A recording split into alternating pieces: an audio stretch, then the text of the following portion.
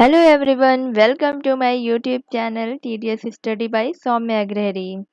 आज मैं आपको क्लास 6 की सोशल साइंस का चैप्टर 4 पढ़ाऊंगी। Let's start. Chapter 4, what books and burials tell us. Burial हम लोग कब्र को कहते हैं, तो किताब और कब्र हमें क्या बताती हैं। Mary in the library as library में Mary, or as the bell rang, the teacher asked the student to follow him because they were going to the library for the first time. जैसे ही bell बजी, teachers ने student को कहा मुझे follow करो क्योंकि आज हम पहली बार लाइब्रेरी जा रहे हैं.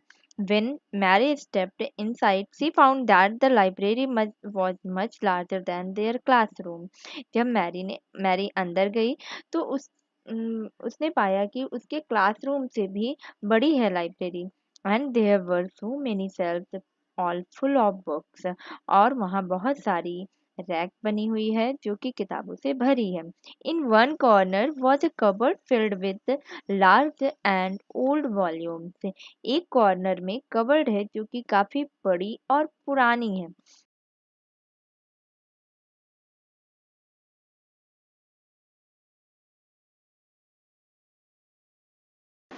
Seeing her trying to open the cupboard, the teacher said that cupboard has very special books on different religion. Mary को कबर्ड खोलते देख टीचर ने कहा कि ये कबर्ड डिफरेंट अलग अलग धर्मों पर स्पेशल बुक्स हैं इस पे. Did you know that we have a set of the Vedas. क्या तुम्हें पता है कि हमारे पास वेदों के संग्रह हैं. What are the Vedas. Mary wondered. Let us find out. Vedas क्या है, मैरी ने आश्चर्य होकर कहा. आइए पता करते. One of the oldest literary sources in the world. विश्व में वेदों का जो सोर्स है वो बहुत ही पुरानों में से एक है. You may have heard about the Vedas. क्या आपने वेदास के बारे में सुना होगा. There are four of them, the Rigveda, Samaveda, Yajurveda and Atharvaveda. अच्छा, वेद ना चार होते हैं. उसमें से जो पहला वेद है वो ऋग्वेद है, फिर सामवेद आता है, फिर यजुर्वेद आता है, फिर अथर्ववेद आता है. The oldest Ved is the Rigveda, composed about 3500 years ago. जो पुराना वेद है वो ऋग्वेद है और ये 3500 साल पहले ही composed किया गया था. The Rigveda includes more than 1,000 hymns called Sukta और well said. ऋग्वेद में बहुत सारे प्रार्थनाएं हैं जो कि thousands प्रार्थनाएं हैं. हाइम्स को प्रार्थना कहते हैं और इसको सूक्ता भी बोलते हैं. सूक्त जिसे कहते हैं हिंदी में. और इसको वेल सेड मतलब जो अच्छी चीजें कही गई हों उसे ही सूक्त कहते हैं.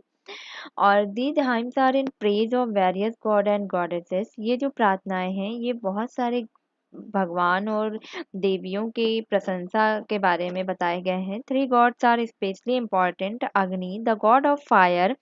Indra, a warrior god, and Soom, a plant from which a special drink was prepared.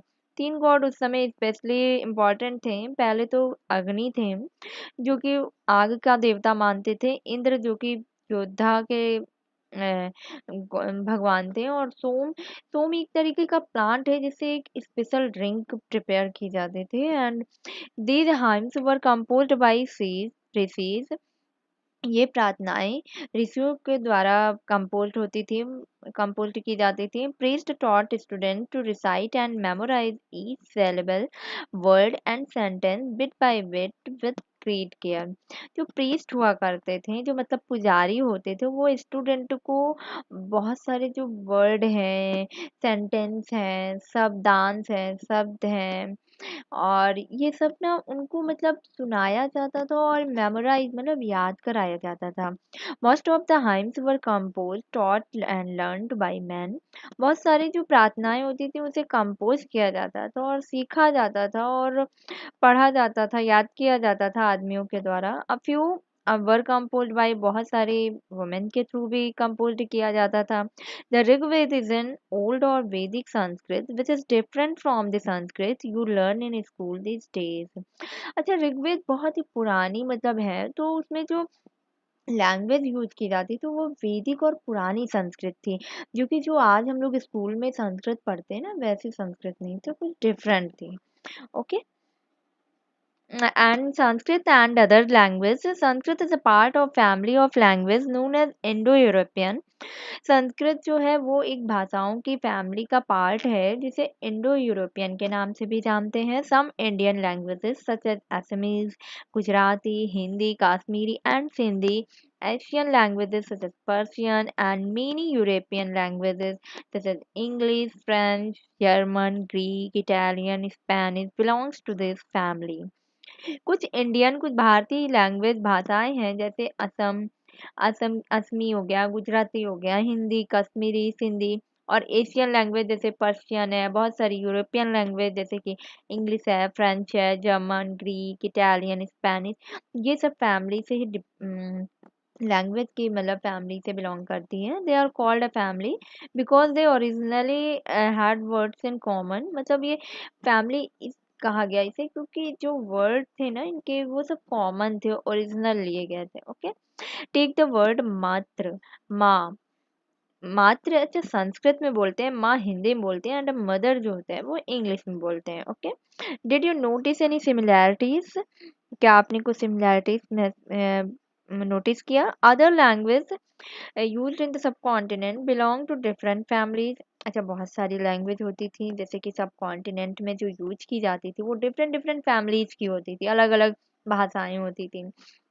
For instance, those used in the northeast belong to the Tibeto-Burman family. Tamil, Telugu, Kannada, or Malayalam belongs to the Dravidian family, and the language spoken in Jharkhand and parts of central India belongs to the Austro-Asiatic family. अच्छा example के लिए हम देखें तो बहुत सारी जैसे use होती थी, जैसे नॉर्थ ईस्ट में तो उसे तिब्बत बर्मन फैमिली में रखा गया। जो तमिल, तेलुगु, कन्नड़, मलयालम था उसे द्रविडियन फैमिली में रखा गया। और लैंग्वेज जो कि झारखंड में बोली जाती थी और पार्ट्स ऑफ सेंट्रल में, उसको क्या किया ना, एस्ट्रो एशियाटिक फैमिली में रखा गया। Okay. The books we use are written and printed. जो बुक्स थी जो हम यूज कर रहे थे वो लिखी गई और प्रिंटेड हुई। The Rigveda was recited and heard rather than the read. मतलब ऋग्वेद जो थी वो सुनने और उसे मतलब याद करने के मतलब पढ़ने के बजाय उसे सुनना और सुनाना ज्यादा पसंद करते थे होता था। It was written down several centuries after it was composed and printed less than 200 years ago। ये जो लिखी गई है बहुत सेवरल बहुत पुरानी है, जैसे पहले जो कंपोज हुआ था वो 200 साल पहले मतलब हो गया था printing. How historians study the Rigveda? Historians, like archaeologists, find out about the past, but in addition to materials remains, they examine written sources as well. अच्छा जो हिस्टोरियन जैसे कि आर्कियोलॉजिस्ट थे जो वो पास्ट के बारे में उन्हें मतलब जो पता लगा वो कहीं ना कहीं एक सोर्स जो मिले, मतलब रिटर्न सोर्स मिला या बचा हुआ कुछ मटेरियल जो कि मतलब उसको उन्होंने एग्जामिन किया और बता मतलब उससे कुछ पास्ट पता चला। Let us see how the study they study the Rigveda. आइए पता करते हैं वो कैसे पढ़ते थे ऋग्वेद को। Some of the hymns in the Rigveda are in the form of dialogues. कुछ प्रार्थनाएं ऋग्वेद में जो कि डायलॉग फॉर्म में थी। This is a part of one such time a dialogue between a sage named Vishwamitra and two rivers they were that were worshipped as goddesses। अच्छा hymns एक प्रार्थना का एक पार्ट है जो कि मतलब है विश्वामित्र और दो रिवर के बीच, दो रिवर मतलब व्यास और सतलज के बीच कुछ डायलॉग्स बोले गए हैं जिसे देवी के रूप में वो पूछते थे। देखते हैं। ओके। ये मैन्युस्क्रिप्ट ऋग्वेद की मिली है और इसको बार्क में लिखा गया है। मैन्युस्क्रिप्ट है ये और 150 साल पुरानी है ये। ओके। तो इसको ट्रांसलेट भी किया गया। ओके। और इस समय पुणे और महाराष्ट्र में रखी हुई है। विश्वामित्र और रिवर के बीच कुछ वार्तालाप हो रही है जो कि हम आपको इसमें पढ़ते हैं क्या कह रहे हैं। Vishwamitra, O river, come down from the mountains like two swift horses, like two shining cows that lick their calves। Vishwamitra बोलते हैं, ओ नदी, आप पहाड़ों के बीच से फुर्तीले घोड़ों की तरह दो शाइनिंग गायों की जो कि बछड़ों को चाटते हुए आप पहाड़ों के से नीचे आइए। You move Like chariots to the sea, through the power of Indra, you are full of water and wish to unite with one another. आप रथ की तरह समुद्र की ओर मूव कर रही हैं, बढ़ रही हैं। आपके पास इंद्र की शक्तियां हैं। You are full of water, पानी से भरी हुई। आप उसमें समुद्र में मिलना चाहती हैं। The river, we who are full of water move along the path the God have made for us. Once we start flowing, we cannot be stopped. Why do you pray to us, O sea? River कहती हैं, हम नदी पानी से भरे हुए हैं और देवताओं के बनाए हुए रास्तों पर चलते हैं। अगर एक बार फ्लो कर गए, मतलब एक बार अगर बहते हैं तो फिर कभी रुकते नहीं हैं। तुम मेरी प्रार्थना क्यों कर रहे हो? Vishwamitra, O sister, please listen to me, the singer who has come from a distance with his chariots and carts. Let your waters not rise above your axles so that we can cross safely.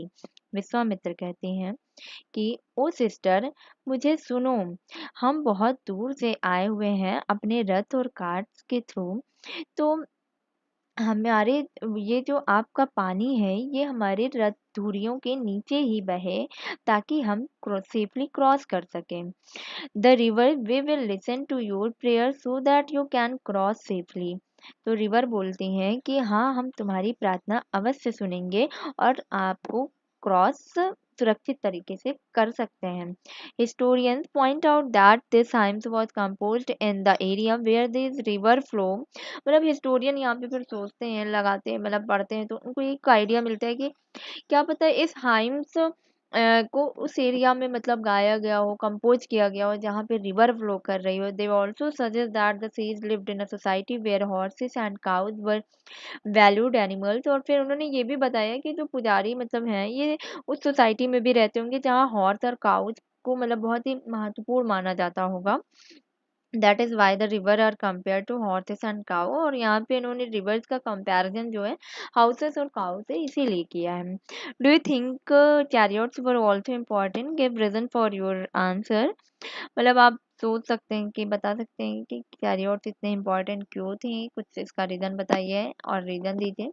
Read the verses and find out what are the modes of transport that are mentioned. अच्छा, transport के जो बहुत सारे साधन थे वो कौन कौन से साधन यूज होते थे ये भी आप मेंशन करिए। Other rivers specially the Indus and it's other tributaries and the Saraswati are also named in the hymns. The Ganga and Yamuna are named only once।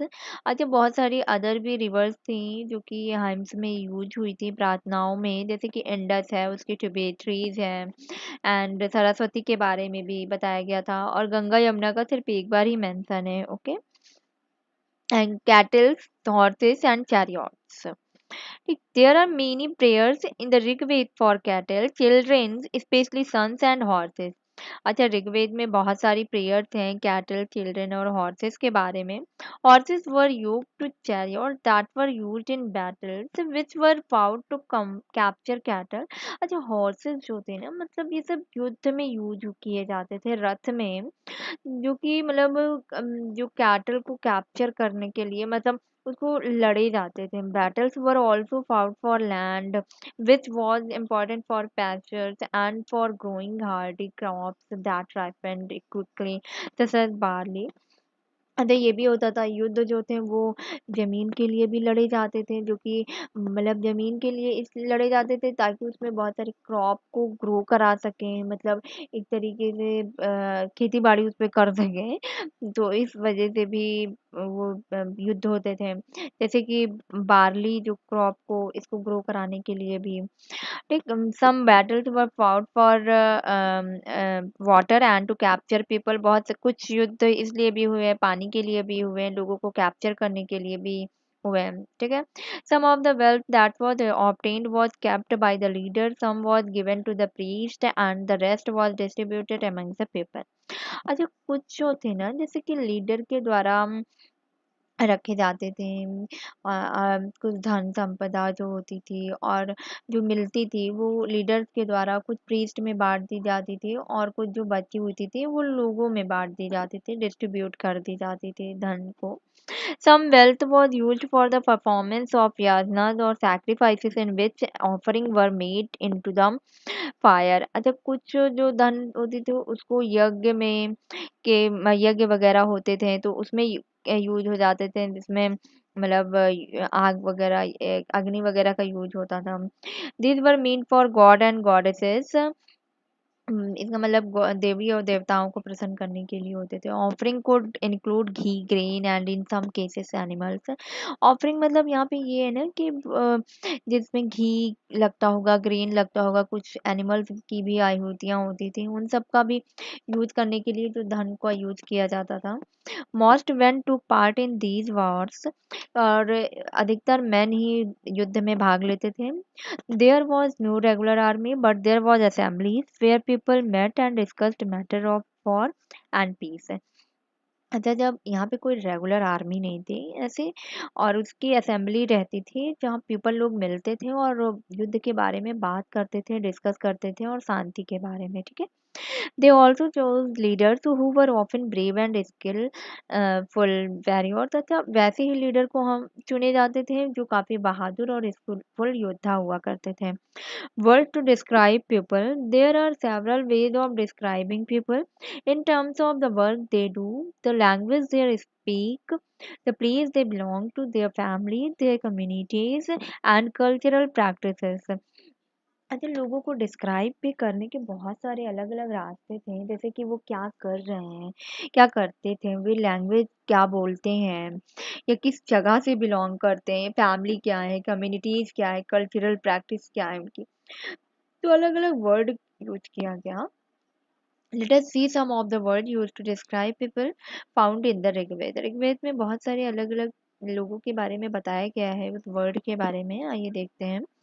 There are two groups who are described in terms of their work: the priests, sometimes called Brahmins, who performed various rituals, and the Rajas। अच्छा, यहाँ पे दो groups हैं जो कि उनके काम के टर्म्स में डिस्क्राइब किया गया है। पहला प्रीस्ट है जो कि पुजारी, इन्हें कभी कभी ब्राह्मण्स भी बोलते हैं, जो कि रिचुअल्स वगैरह करवाया करते थे बहुत सारे। और दूसरे हैं राजा। These rajas were not like the ones you will be learning about later। They did not have capital cities, palaces or armies, nor did they collect taxes। ये वे राजा नहीं थे जो हम बाद में पढ़ा करते हैं। ये इनके पास ना तो कैपिटल सिटीज थी, ना पैलेस था, ना आर्मीज है, और ये टैक्स भी नहीं कलेक्ट करते हैं। Okay. And generally sons did not automatically succeed father as raja. सामान्यतः ये होता है कि जो पुत्र इनके होते थे वो मतलब ऐसा नहीं है कि अब राजा है तो वो भी सक्सेस हो जाएंगे, ऐसा कुछ भी नहीं था। Read the previous section once more and see whether you can find out what the rajas did. And two words were used to describe the people or the community as a whole। दो words यहाँ पे लोगों को describe करने के लिए use किए गए हैं, पूरी कम्युनिटी को भी। One was the word जन, which we still use in Hindi and other language। पहला वर्ड है जो कि वर्ड है वो जन है, जो कि अभी भी हमें हिंदी और लैंग्वेज में यूज करते नहीं है कि जन कितने जन है बताओ भाई, कितने जन है, ये सब ऐसा। द अदर वॉज विस, और दूसरा विस भी बोलते थे। The word Vysya comes from विस, विस जो आया है, विस से वैश्य भी आया word. You will learn more about this in chapter 5। ये 5 में पढ़ेंगे हम लोग, चैप्टर 5 में। सेवरल विस और jan are mentioned by name, so we find reference to the Purujan or Vis, the Bharat Jan Vis, the Yad Jan और Vis and so on। अच्छा, बहुत सारे विस और जन जो कि नेम के बाद मतलब मेंशन हुए हैं, जैसे हम कुछ रेफरेंसेस है, जैसे पुरुजन, भारत जन, यदुजन एंड बहुत सारे होंगे ऐसे। Do you do any of these name sound familiar? आइए देखते हैं। Sometimes the people who compose the hymns describe themselves as Aryas and call their opponent Das or Dasyas। Actually जो कभी कभी जो लोग थे वो जो प्रार्थनाएं कंपोज करते थे उन को आर्यास भी कहते थे, और उनके ओपोनेंट को, जो उनके मतलब ओपोनेंट थे, उनको दास बोलते थे। Okay, these were people who did not perform sacrifices and probably spoke different language। ये वे people थे जो मतलब सैक्रिफाइस नहीं करते थे और डिफरेंट लैंग्वेज बोला करते थे। Later the term das and the feminine dasi came to mean slave. मतलब यहाँ टर्म जो दास है ना, दास का मतलब होता है कि एक तरीके से गुलामी, गुलामी से आया है ये। Slaves were women and man who were often captured in the war. अच्छा, गुलामी, जो गुलाम लोग थे, मतलब जो दास दासियां होते थे, या तो वुमेन भी हो सकते हैं, औरत भी या आदमी भी हो सकते हैं, और इन्हें युद्ध में कैप्चर किया जाता था प्रायः। They were treated as the property of their owners who could make them do whatever work they wanted। Actually होता क्या था कि ये ओनर की प्रॉपर्टी की तरह मतलब यूज करते थे इसे, और ये जो चाहते थे वो इनसे काम करवाते थे। ओके, क्योंकि वो युद्ध में जीत के आते थे तो बोलते थे ये मेरे हैं। ओके, मैं इनसे जो कहूँगा वो करेंगे। तो ऐसा कुछ होता था सीन। ओके, तो while the Rigved was being composed in the northwest of the subcontinent, there were other developments elsewhere। जो मतलब ऋग्वेद थे वो सब कॉन्टिनेंट के नॉर्थ वेस्ट में कंपोज हुए थे, और मतलब और भी जगह होंगे। Let us look at the some of this, आइए देखते हैं। Silent sentinels, the story of megaliths. Megaliths के बारे में जानते हैं। Look at the illustration on the next page. Okay, next page पर हम इसका कुछ व्याख्या देखेंगे। These stone boulders are known as megaliths, literally big stone. ये जो स्टोन बोल्डर्स होते हैं, बड़े बड़े पत्थर जो होते हैं, उन्हें मेगालिथ्स बोलते थे, बड़े स्टोन्स को। Okay, these were carefully arranged by people and were used to mark burial site. अच्छा, ये जो थे ना, इतने अच्छे से अरेंज किए जाते थे बरियल साइट पे, जहाँ पे मतलब दफनाया जाता था, वैसे साइट पे बहुत अच्छे से वहाँ पे यूज किए जाते थे। The practice of erecting megalith began about 3000 years ago. ये 3000 ईयर्स एगो, 3000 साल पहले इसे आया।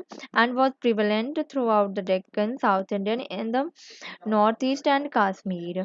और ये Deccan, south India and Kashmir, north east में यूज होते थे, मतलब इनका शुरुआत हुई। And some important megalithic sites are shown on map 2 page 12। आपको कुछ इम्पॉर्टेंट मेगालिथिक साइट दिखेगा, आप मैप 2 में देखिएगा, पेज नंबर 12 में। While some megaliths can be seen on the surface, other megalithic burials are often underground। अच्छा, कुछ megalith जो बड़े बड़े पत्थर थे वो सरफेस पे या तो दिखते थे, या तो कुछ मेगालिथिक बरियल मतलब उसके जहाँ दफनाया जाता था उसके अंदर दिखते थे। Sometimes archaeologists find a circle of stone boulders or a single large stone standing on the ground। These are only indication that there are burials beneath। अच्छा, कभी कभी जो आर्कियोलॉजिस्ट है मतलब उन्होंने जो स्टोन बोल्डर पाया, तो वो तो ग्राउंड पर या तो रखा हुआ है, या सिंगल लार्ज स्टोन मिला उन्हें, या मतलब ये बताता है कि उसके जैसे एक बड़ा सा पत्थर है, तो वो ये साइन करता था, इंडिकेट करता था कि इसके अंदर भी कुछ दफनाया गया है। ऐसा कुछ अगर बड़ा पत्थर है तो आर्कियोलॉजिस्ट ने ये भी फाइंड किया। और ये देखेंगे, आपको ये साइट दिखेगा, this type of megalith is known as cyst.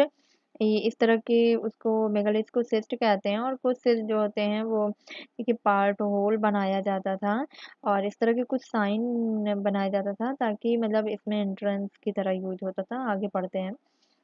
देव यहाँ पे है कि there were several thing that people did to make megaliths. बहुत सारी चीज़ें हैं जो कि लोग बनाया करते थे megaliths. We have made a list here, try and arrange them in the correct order. अच्छा, हमें ऑर्डर करेक्ट करना है। ओके, पहले दफनाने के उसमें क्या क्या मतलब कैसे कैसे स्टेप हुआ करते थे मेगालिथ्स रखने के। Digging pits in the earth, transporting stones, breaking boulders, placing stones in position, finding suitable stone, shaping stone, burying the dead. ये आपको बताना होगा। All this burials have some common features. थे जितने भी दफनाने वाली जगहें होती थी, इसमें कुछ कॉमन फीचर भी थे। Generally the dead were buried with distinctive pots which are called black and red ware. अच्छा, जब लोग खत्म हो जाते थे ना, तो उनको जब दफनाया जाता था तो उनके मतलब के साथ कुछ पॉट्स बर्तन रखे जाते थे, जैसे कि ब्लैक एंड रेड वेयर बोलते थे उन्हें। Okay, also found are tools and weapons of iron, और कुछ औजार भी पाए गए हैं, कुछ हथियार भी मिले जैसे कि आयरन के थे बने होते थे वो, कभी कभी हॉर्सेस के स्केलेटन, उसके इक्विपमेंट, और कुछ सोने और स्टोन के कुछ जो जेवरात ऑर्नामेंट्स भी मिले। ओके। और अच्छा हाँ, हड़प्पन साइट में भी आयरन यूज होता था क्या, बताइएगा कमेंट सेक्शन में लिख के। And finding out about social differences, archaeologists think that object found with a skeleton probably belonged to the dead person. अच्छा, आर्कियोलॉजिस्ट ये है कि कुछ जो डेड पर्सन रहते थे उनके साथ मतलब कुछ स्केलेटन मिले के साथ ऑब्जेक्ट मिले। Sometimes more object are found in one grave than in another. कुछ मतलब जो मतलब ऑब्जेक्ट्स थे वो एक ही ग्रेव में मिले, एक से ज़्यादा में दूसरे में। फाइंड ब्रह्मगिरी ऑन मैप 2, ये भी आपको पेज नंबर 12 में देख लीजिएगा। Here one skeleton was buried with 33 gold beads, 2 stone beads, 4 copper bangles and 1 conch shell। यहाँ पे एक ही skeleton के साथ ना मतलब ऑब्जेक्ट्स मिलते थे जैसे अलग अलग जगह पे, जैसे कोई अमीर रहा होगा तो कोई गरीब रहा होगा, तो ऐसे जैसे किसी के ग्रेव में ज्यादा मिल गया होगा ऑब्जेक्ट्स रख दिए जाते थे। जैसे एक स्केलेटन मिला तो उसके साथ 33 गोल्ड की मोतियाँ मिली, 2 स्टोन की मोतियाँ मिली, 4 कॉपर बैंगल्स मिले और एक कॉर्न सेल मिला। बहुत अमीर रहा होगा वो उस टाइम का। Other skeleton have only a few pots, और कुछ स्केलेटन के साथ सिर्फ बर्तन ही मिला। These finds suggest that there was some differences in status among the people who were buried. Some were rich, other poor, some chiefs, other followers। अच्छा, ये सब जो डिफरेंसेस दिखा ना वो स्टेटस में, कि वही मैंने कहा ना कि कुछ अमीर रहे होंगे, कुछ गरीब रहे होंगे, कुछ चीप रहे होंगे, कुछ राजा रानी ऐसे रहे होंगे ना, तो उनके साथ तो बड़े बड़े ही जाएंगे, बड़ी बड़ी चीजें रखी जाती रही होंगी, या उनके जो सामान रहते होंगे सब रख दिए जाते होंगे, ऐसा भी होता होगा। But some burial spots mean for certain families. Sometimes megaliths contain more than one skeleton. कभी कभी क्या होता था कि मेगालिथ के साथ एक से ज्यादा skeleton मिले। They indicate that people perhaps belonging to the same family were buried in the same place, thought to not at the same time। अच्छा, ये भी इंडिकेट किया कि जो मतलब एक ही जगह पे एक ही मतलब उस पे बहुत सारे स्केलेटन मिले, तो इससे ये हुआ कि क्या पता वो सेम फैमिली के हो, उन्हें सेम उस पे दफनाया गया हो सेम प्लेस पे ही, लेकिन अलग अलग टाइम पे खत्म हुए होंगे। The bodies of those who dead later were brought into the grave through the fourth holes. अच्छा, वो जो होल्स बनाए जाते थे ना उसके थ्रू वो बॉडी को रख देते होंगे अंदर, बाद में जब कोई खत्म होता होगा उन्हीं की फैमिली से। तो स्टोन सर्कल्स और boulders placed on the surface probably served as sign post to find the burial site. कुछ स्टोन सर्कल बोल्डर्स ऐसे कुछ बना देते होंगे साइन टाइप का, कि जब मतलब दोबारा अगर किसी को लाके मतलब उन्हीं के फैमिली से लाके दफनाया जाए तो एक मतलब उन्हें मिल जाए आसानी से ये बरियल साइट कि हाँ यही सेम फैमिली के इनकी फैमिली से है, so that people could return to the same place whenever they wanted। मतलब ताकि लोगों को सेम प्लेस पे ही मिल जाए जैसे वो ढूंढना चाहते हो। और स्पेशल बरियल एट इनाम गांव। अच्छा, एक इनाम गांव था जिसमें एक स्पेशल बरियल पाया गया, बहुत इंपॉर्टेंट है। ये भी आप मैप में देखिएगा इसे। It is a site on the river गोड, अ ट्रिब्यूटरी ऑफ भीम। ये रिवर गोड के पास है और जो कि भीम की ट्रिब्यूटरी है। Okay, it was occupied between 3600 and 2700 years ago. ये 3600 और 2700 साल पहले के बीच पाया गया था। Here adult were generally buried in the ground laid out straight with a head toward the north.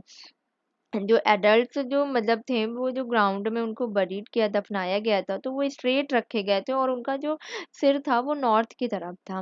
Sometimes burials were with in the horse. कुछ मतलब जो बरियल थे वो हॉर्सेस भी उन हाउसेस में ही, सॉरी, विद इन हाउसेस, मतलब कुछ बरियल जो थे वो घर के अंदर भी मिले। और vessels that probably contain food and water were placed with the dead. और कुछ बर्तन जो कि खाने और पानी भी उनके साथ रखे जाते थे जब कोई खत्म हो जाता था। वन मैन हम was found buried in large four legged clay jar in the courtyard of a 5 roomed house, one of the largest houses at the site in the center of the settlement। अच्छा, एक आदमी का जो मतलब शरीर एक आदमी पाया गया जो कि दफनाया हुआ था। वो उसके मतलब 4 लेग्ड क्ले जार में उसे रखा गया था, और उसके चारों तरफ जहाँ पे मतलब वो दफनाया गया था, स्थान जो था, आंगन जो था, उसके चारों तरफ 4 कमरों का 5 कमरों का घर था वो, और बीच में उसे दफनाया गया था सेंटर में। This house also had a granary, और मतलब वो हाउस एक तरह से अनाज गृह टाइप में रहा हुआ। The body was placed in a cross legged position, और बॉडी को क्रॉस लेग्ड पोजिशन में भी रखा गया था। और फिर इसके बाद ये हुआ ना कि मतलब what skeletal skeletal studies tell है। जब ये देखना है कि ये जो स्केलेटल स्टडीज है वो क्या बताती है हमें। It is easy to make out the skeletal of child from its small size, however there are no major difference in the bones of girls और एंड बॉयज। अच्छा, बच्चे का स्केलेटन तो बहुत इजी होता है, वो छोटे होते हैं और बहुत ज़्यादा डिफरेंस भी नहीं होता है बॉय एंड गर्ल्स के बोन्स में। Can we make out whether a skeleton was that of a man or a woman? क्या मतलब हम बता सकते हैं कि मैन और वुमेन के स्केलेटन कैसे रहे होंगे? आइए देखते हैं। Sometimes people decide on the basis of what is found with the skeleton. मतलब कुछ लोग को इस बेस पे भी कुछ बेस बनाए होंगे कि ऐसे फाइंड करते थे कि ये अच्छा स्केलेटन जो था वो आदमियों का था या फिर औरतों का था। तो होता क्या था कि for instance, if a skeleton is found with jewelry, it is sometimes thought to be that of a woman. However, there are problems with this. Often, man also wore ornaments. मतलब एग्जाम्पल में अगर देखें तो जैसे skeleton के साथ अगर jewellery है रखी गई है तो मतलब वो वुमेन ही हो सकती है। बट कभी कभी ये भी प्रॉब्लम हो जाती थी कि जब मेन भी तो ऑर्नामेंट्स पहनते थे।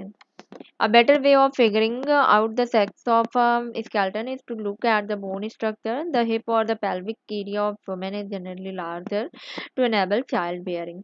अच्छा, होता क्या था कि जो फिर इसके तरीके से भी पता करने लगे कि उसके स्केलेटन का सेक्स क्या है, मतलब वुमेन है या मेन है।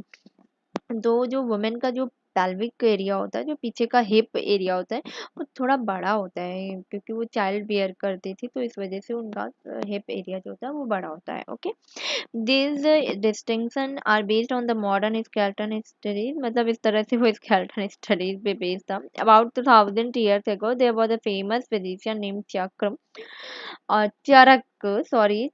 who wrote a book on medicine known as चरक संहिता।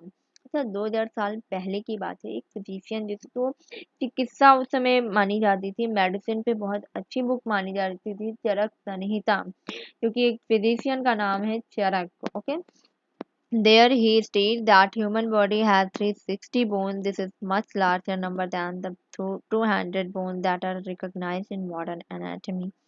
अच्छा, उन्होंने ये बताया था कि उसमें जो चरक संहिता में वो लिखा हुआ है कि 360 बोन्स ह्यूमन बॉडी में होती है, जबकि 200 बोन से ज़्यादा बताया था उन्होंने मॉडर्न एनाटॉमी में, जबकि 200 ही शायद लिखा हुआ है। Charaka arrived at this figure by counting the teeth, joints और कार्टिलेजेस। अच्छा, चरक ने इस फिगर को बताया जो कि टीथ और ज्वाइंट्स और कार्टिलेज को काउंट करके ही बताया। And occupations at Inamgao, archaeologists have found seeds of wheat, barley, rice, pulses, millet, peas and sesame। Archaeologist जो थे वो उस समय वहाँ पे गेहूं के, बार्ली के, rice, pulses, millets, peas, sesame के सीड भी उन्हें मिले। Bones of a number of animal, many bearing cut marks that shows they may have been used as food, may have also been found।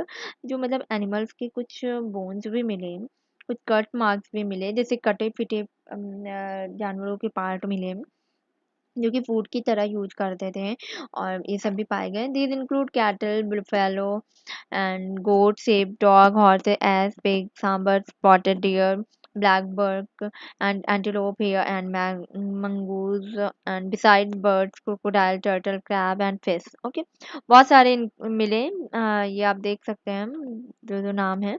There is evidence that fruits such as bear, आंवला, जामुन, dates and a variety of berries were collected। बहुत सारी fruits भी मिले, जैसे बेर है, आंवला है, जामुन है, डेट्स है, बहुत सारी बेरीज की वैरायटीज भी मिली। Okay।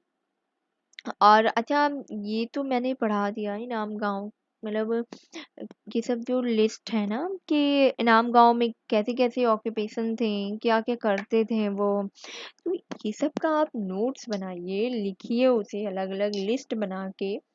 तो आप तभी डिफ्रेंशिएट कर पाएंगे कि मेहरगढ़ में क्या मिला, इनाम गांव में क्या मिला, हड़प्पा साइट्स में क्या मिला। तो ऐसे आप नोट्स छोटे छोटे चैप्टर्स में डिवाइड करके बनाइए। जैसे क्लास 6 का अगर आप पढ़ रहे हैं तो चैप्टर 1 में ये है, तो अगर उसमें दिया हुआ है कि नर्मदा वैली दी हुई है, गंगा ट्रिब्यूटरीज दी है, तो उसमें क्या मिला। फिर सेकंड चैप्टर में अगर आप पढ़ रहे हैं कि मेहरगढ़ पढ़ रहे हैं, फिर हड़प्पन साइट्स पढ़ रहे हैं, अब आपको फोर्थ में इनाम गांव मिला।